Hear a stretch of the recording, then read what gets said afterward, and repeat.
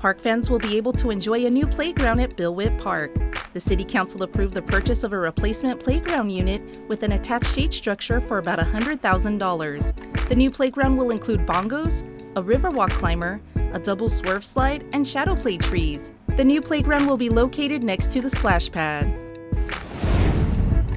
The Corpus Christi Fire Department will receive new life-saving equipment.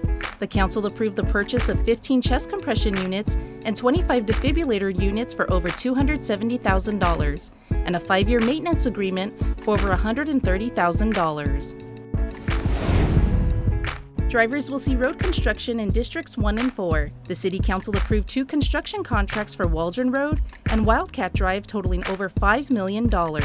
Concrete panels will be replaced on Waldron Road from South Padre Island Drive to Purdue Road.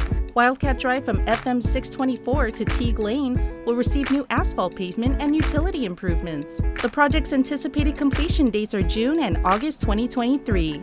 For more council-approved items, visit our YouTube channel to watch the entire City Council meeting.